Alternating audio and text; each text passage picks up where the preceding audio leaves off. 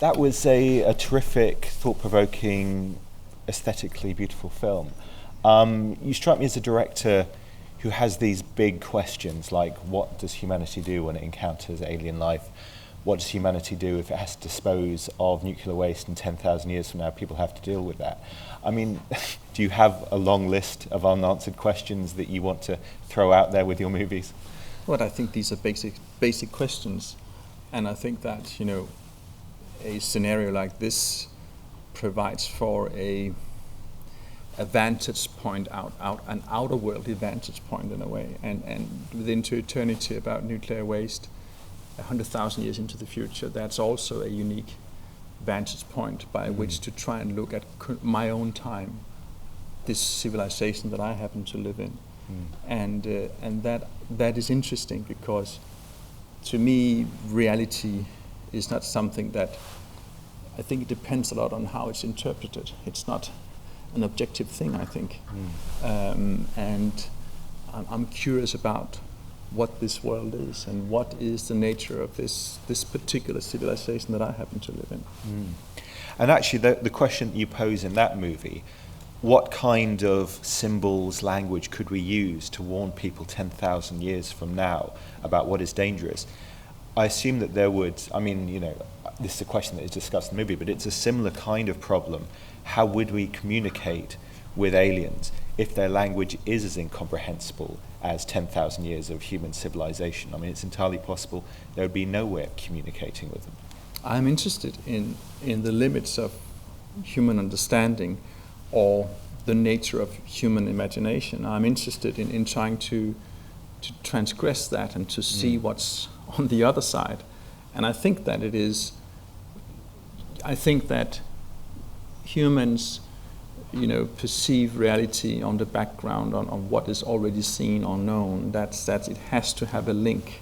The whole problem of science fiction, I suppose, is, and this is something that I discussed a lot with Chris, is that, yes, it's likely that it's very alien, but it can't be too alien, because then a human audience won't get it. And it can't be too human, because then it's just boring.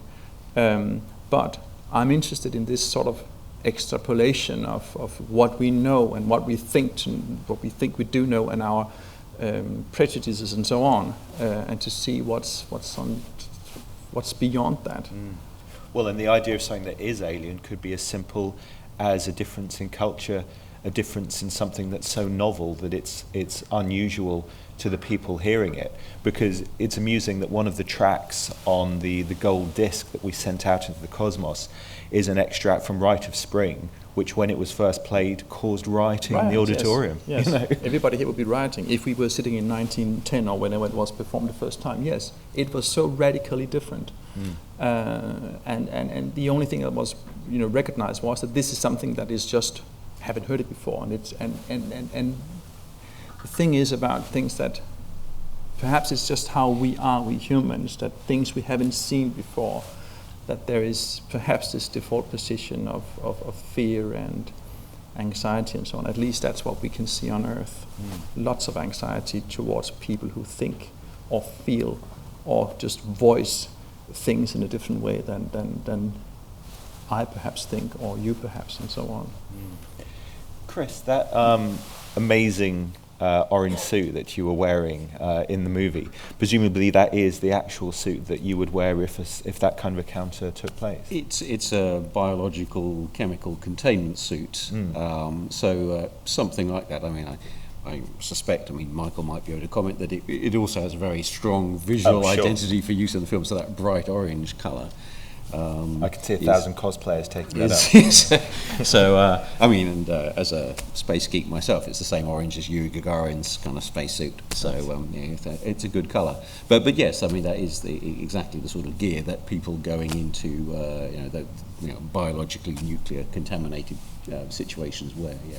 So, could you talk about actually what kind of level of radiation, what kind of level of heat variation that would stand up to before the person inside got cooked? That particular suit is not a very strong suit. The suit that you saw the military people wearing, that's kind of full military grade NCB gear. It's got lots and lots of canisters. So it's a similar thing, but lighter. The problem with the heavier suits is that you can wear them for shorter periods of time, and so they limit your mobility. So you've got a trade-off between how long you can wear the suit and what you can do while you've got it on.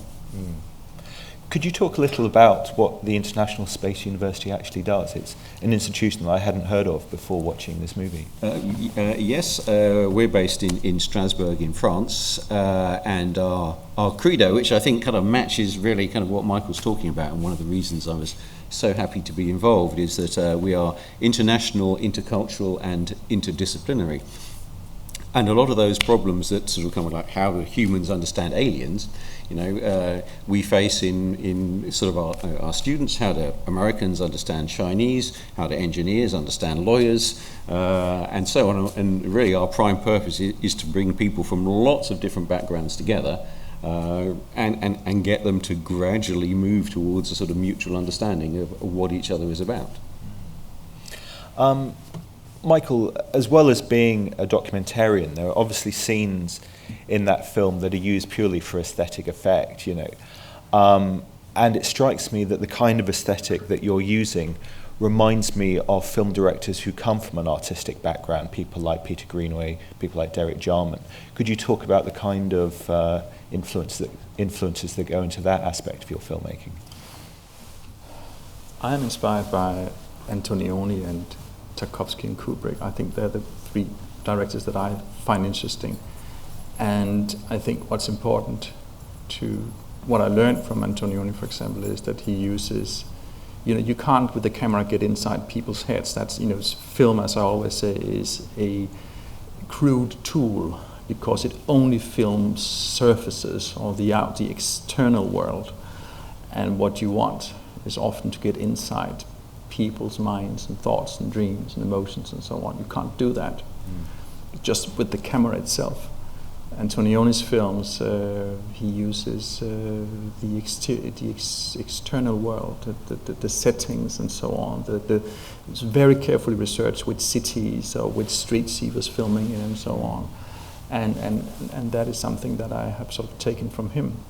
But I think the reason why you also in Tarkovsky's films almost sees his characters leafing through books of ancient masters, that's because he had the suspicion that those people who were able to work just by one frame, they knew something about images. And I think what they knew was that an image very often takes place outside of the image itself. It has somehow to develop inside people's imagination also. So this is what I'm trying to do. And then of course for the visit, this Central European city of Vienna, which is where the United Nations Office for Outer Space Affairs is based, that could serve as a kind of visual encyclopedia for Western civilization.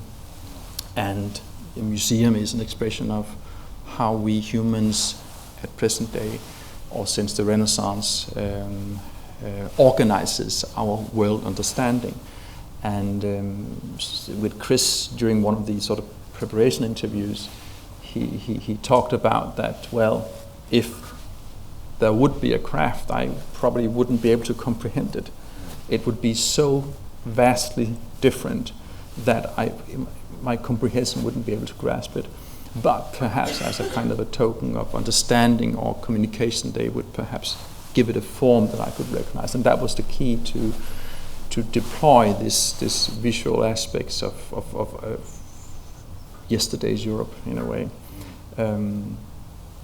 But visuality, I think, is very important for me. I think lots of documentary films are strangely unconscious about that it's a visual media.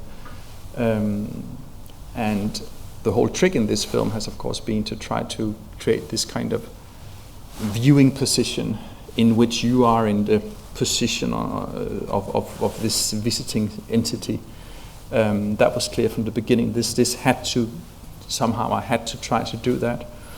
And the most visible, the super slow motion is a part of that you see the same world as we all see, but in a kind of a different resolution in time. So you can see we humans, our own species, in sort of unguarded moments. And that was, I have been trying to create a kind of a mirror. That was what I was telling the crew that this is what we're trying to do. Well, one of the early shots that seemed to encompass a lot of the themes of the movie is where you have the cleaners in the museum, and they're just so used to their daily routine, they're obviously oblivious to the majesty of the things in the cases around them. Yeah. But it's a curious world we're living in.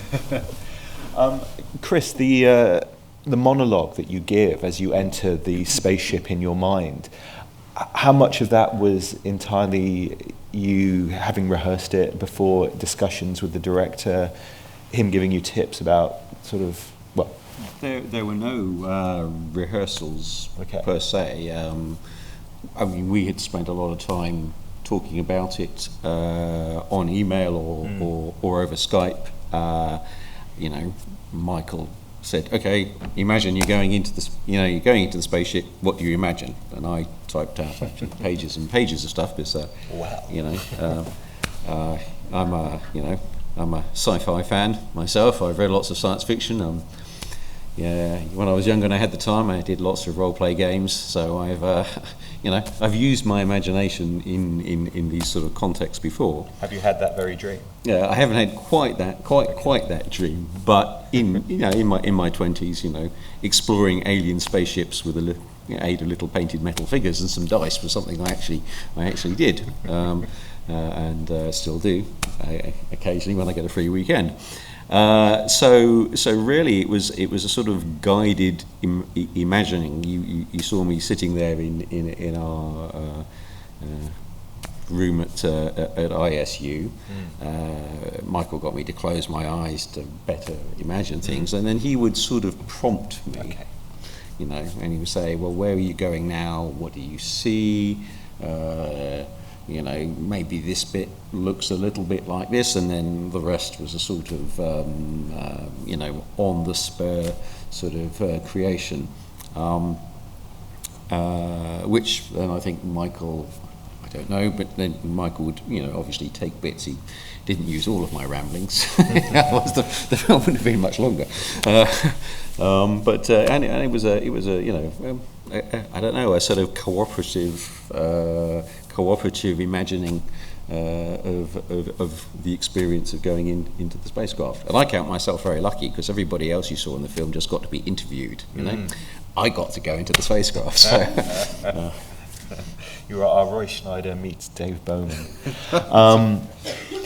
Michael, out of all of the interviews that you sourced for this film, were there any that surprised you? Were there any that were difficult to get?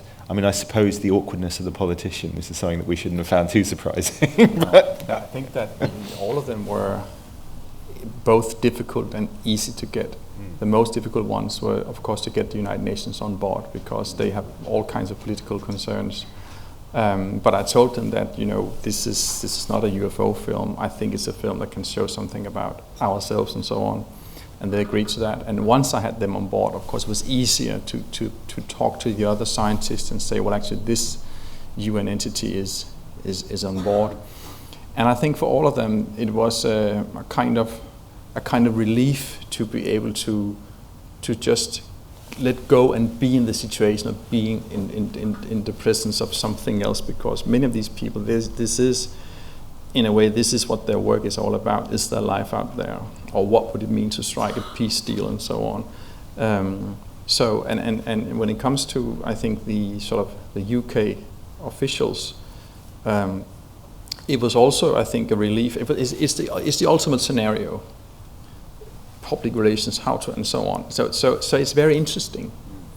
The Austrian military, which I thought we would never get to participate, they were just absolutely thrilled about it, because it is the ultimate scenario, and so it sort of went the whole way around. So it was easy, and it was. The first interview I did was just a conventional interview with what do you think would happen if somebody landed it, and then I didn't sort of get access to another level of you can say honesty, or how would I personally react with all my knowledge in terms of astrobiology or whatever it might be. But again, it's a fictitious scenario, and it's a film that is it's not a make-believe film. It's a representation of some things, and it's exploration of, I think, some questions which would come into play. But of course, the scenario is an ideal scenario in terms of orderly scientists not running away or not sort of thinking that what they're sitting in front of is very gross to look at and things like that, which might as well be the case, of course. On a personal level, are you an optimist or a pessimist that if aliens did land, we wouldn't cock it up?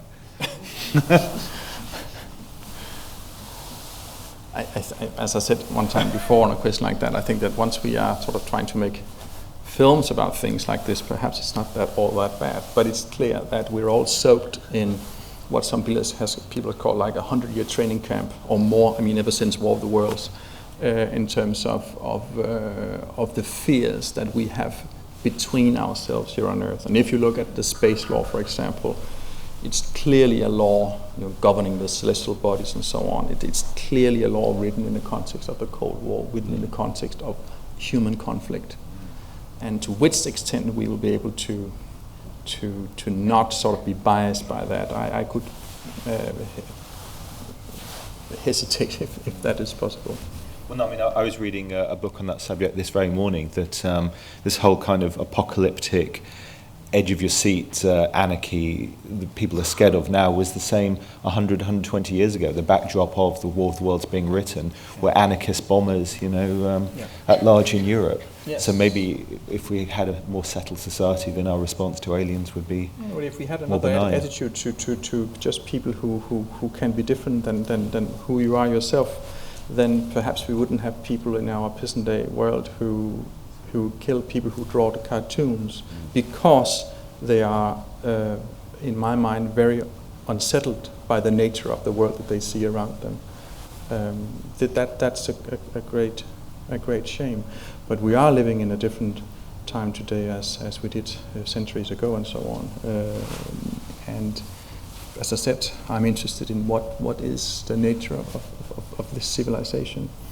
And if you look at it across time, like in Into Eternity, or just here in The Visit, where we have this story about meeting the first Europeans coming to South America, meeting something that looks like humanoids, but at first were addressed as, rational animals, human beings, but they were not sure, and this is a historical fact, if this is actually animals or what it is, and do they have a soul and so on.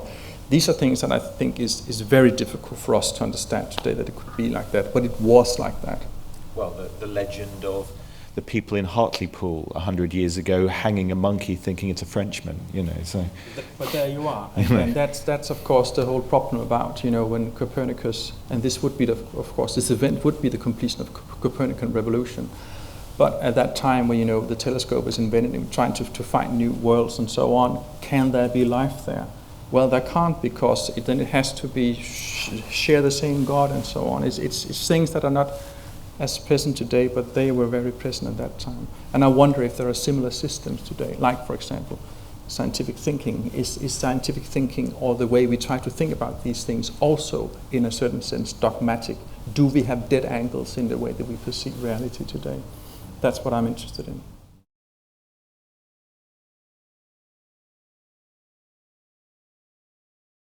It's very, very interesting, but for the sake of the argument, I say, okay, they are here, we can speak English, we don't have to spend like 10 minutes of screen or 5 minutes, explaining, although it's very, very interesting, but one of the big problems in creating this film was there's many different sort of areas of thinking how to create a narrative that moves forward and doesn't drag you down and so on. Many problems in that area, and this is one of the things that we decided that we speak English from the very beginning, and it's also why in the opening I say that this film documents an event that hasn't taken as a death, so that this is a speculation. You shouldn't sit and make believe. But there have been people writing to me and say, "Dear Mr. Michael Madsen, thank you for a marvelous film, but on one factual level it's wrong. There are aliens among us and they live here and so on." I don't believe in that.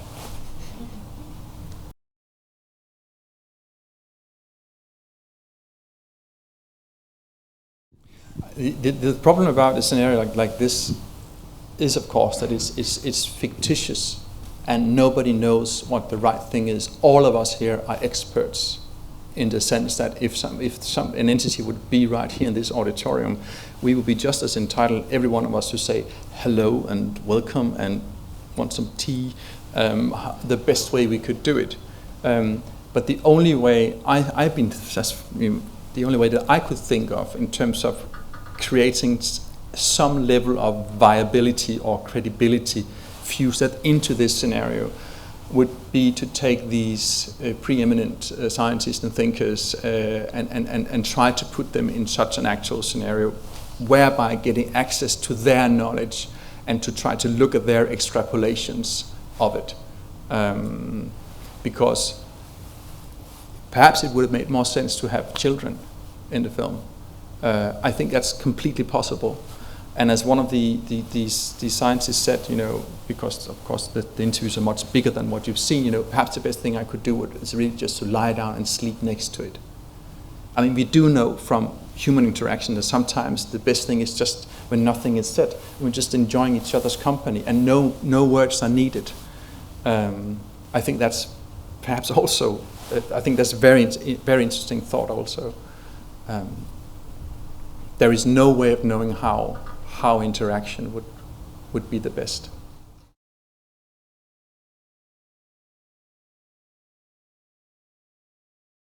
I think there are two schools. Now, one school is the Welch scenario, that it's an invasion. They'll come and rape us all and take our women away, and what do I think of? And the other one is they are coming to save us. That's sort of, I think, the two basic schools that exists.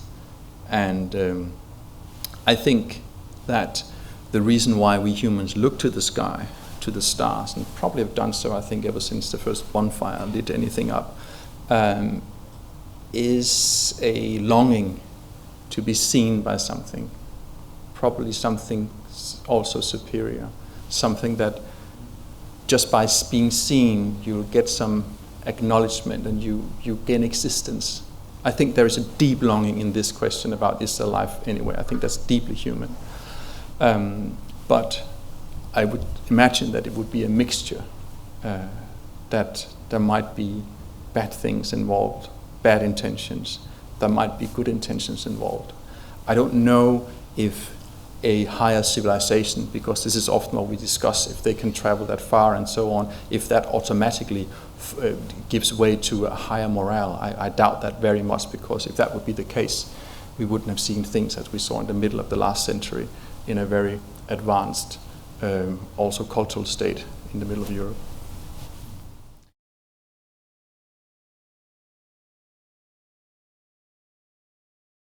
It's a very good question, and the best way for me to answer it is to say that we did actually talk about, let's imagine that this is like the film that the aliens are taking with them back to their own sort of galactic blockbuster system. So let's imagine that this was actually done by an alien documentarian coming to Earth. That would have been an extremely interesting film. And originally, I did test shooting with 2 cameras, a little bit like a 3D setup. So if you open and close left and right eye, you have a slight change in perspective. You have a kind of a dual perspective, or you have a cubistic view. You have a kind of a dual presence. And I wanted that, and I did a whole test sequence, and I'm sure that you would all have had an epileptic attack if we had carried on with that. It was a beautiful idea, but it didn't work at all. And it should have been edited by a computer, an algorithm, so there would be no sort of human psychological editing involved. As a way to try to get as far away from something human, it was valuable.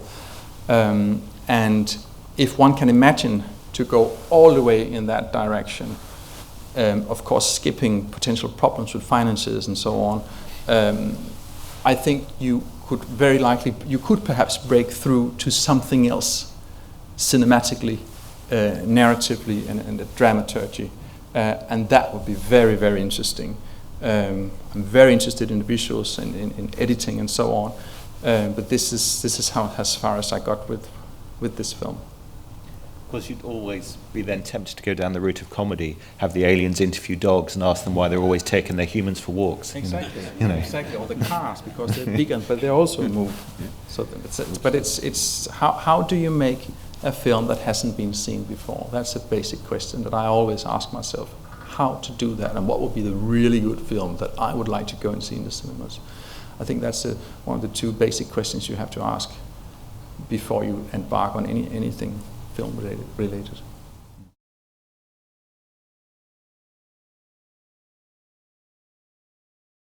For me, the sort of the value and the validation for me in creating a fictitious scenario like this is that you can explore one thing at least. And that one thing is, I believe, that if something else would come here, that would contradict our, I think, natural scientific understanding of reality as something that can be measured and weighed and understood ultimately. That would be something unknown would come into our world, and that would create a very alien position for modern man. And that loss of control I find deeply fascinating, because I think it's the cornerstone of Western man and woman self-understanding, to be in control. So we may not be in the center of the universe anymore, but I think we are in our own self-understanding in terms of commanding the universe through our understanding, or at least this idea that eventually we will get to understand more and more and more and more, like a kind of a natural law. That's, I think, what science promises us, and that's perhaps, I think, where science is dogmatic.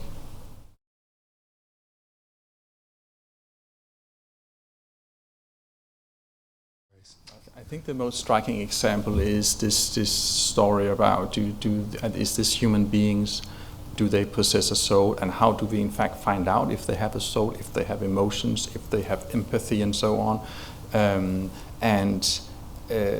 So that was the one that I chose.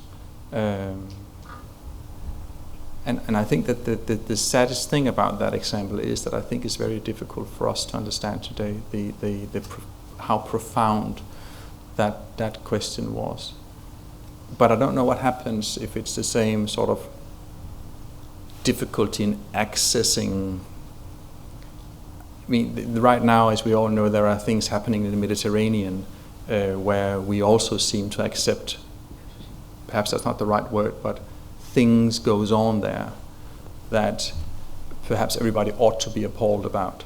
But there is a strange distance involved in it that I don't really understand, I'm afraid. But, you know, in Into Eternity, nuclear waste, 100,000 years, something that we give no matter what to the future.